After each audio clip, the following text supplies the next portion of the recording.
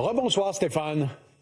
Salut Pierre-Olivier. Bon, on se parle d'armes nucléaires, une arme qui est conçue pour ne jamais être utilisée. C'est son pouvoir de dissuasion qu'on recherche évidemment. Et là, les Allemands aimeraient bien bénéficier de la protection des Français en la matière. Du parapluie nucléaire français, parce que la tension a beaucoup augmenté en Europe depuis 2022, depuis le début de la guerre en Ukraine.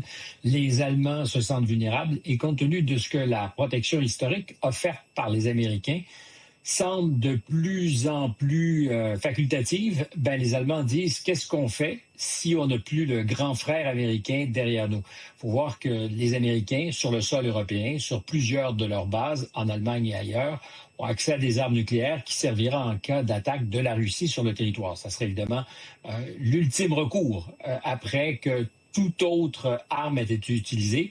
Ça serait l'arme nucléaire qui permettrait et qui permet à ce jour de servir d'élément dissuasif face à une éventuelle invasion russe. Il se trouve qu'on fait de moins en moins confiance aux Américains. Et qui sont les seuls en Europe à disposer de cette autonomie nucléaire? Ce sont les Français. Et le chancelier allemand, le chancelier allemand, en fin de semaine, on sait que ça se discute depuis longtemps, mais elle dit j'ai des discussions confidentielles sur cet enjeu précisément à la fameuse conférence de Munich avec Emmanuel Macron. C'est extraordinairement sensible, tu peux l'imaginer. Absolument. Et pourquoi, Stéphane, les Français ont-ils cette autonomie nucléaire aujourd'hui en Europe? Alors, ils peuvent dire merci au général de Gaulle qui, à la fin des années 50, c'est un projet qui avait commencé un peu antérieurement, avait dit justement, on doit être souverain, on doit avoir ce contrôle du feu nucléaire, ce qui fait qu'aujourd'hui, ils ont une possibilité de frapper 2 vecteurs, des missiles embarqués à bord de sous-marins, et puis des bombes qui seraient larguées à partir d'avions français. Et ils n'ont à demander la permission à personne pour utiliser cette arme nucléaire. Les Anglais aussi ont ce feu nucléaire, mais c'est une organisation à double détente en collaboration avec les Américains. Donc les Allemands disent, seriez-vous prêts à étendre le parapluie, faire en sorte que si notre territoire est attaqué, c'est un peu comme si le vôtre l'était, et la dissuasion, c'est-à-dire la menace d'utiliser l'arme nucléaire, servirait aussi aux Allemands. C'est une manière aussi de partager le fardeau parce que ça coûte très cher. C'est 12% du budget militaire français, près de 6 milliards de dollars par année pour entretenir cette dissuasion nucléaire. Et ça témoigne du climat de tension actuel en Europe. La Pologne voudrait également entrer dans le club des puissances nucléaires. Et c'est là qu'on voit que les choses pourraient vite déraper. La Pologne qui dit « nous sommes aux premières lignes ». On veut aussi cette dissuasion.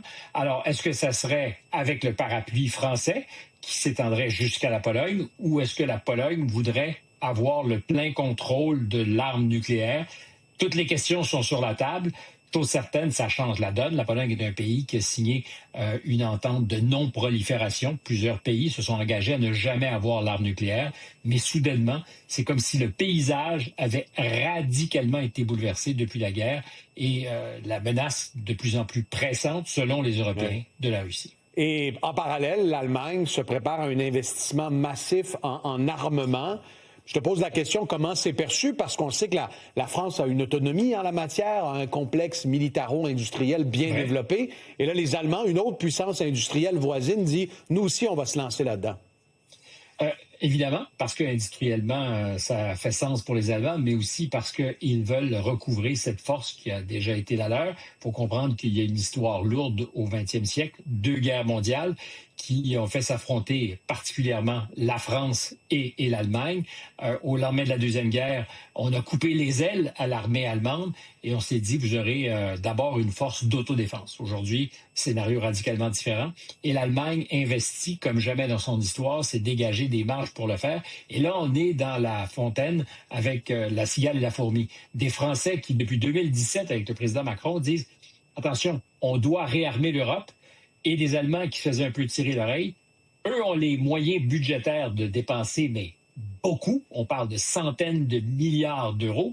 Les Français ont un problème budgétaire, ont de l'ambition, mais peu de moyens. Et ce qui embête, c'est de voir le voisin allemand devenir peut-être, à l'horizon 2030-2035, la première puissance militaire en Europe, avec tous les souvenirs que ça ramène. Discussion fort intéressante. Stéphane, merci beaucoup. Salut Pierre-Olivier.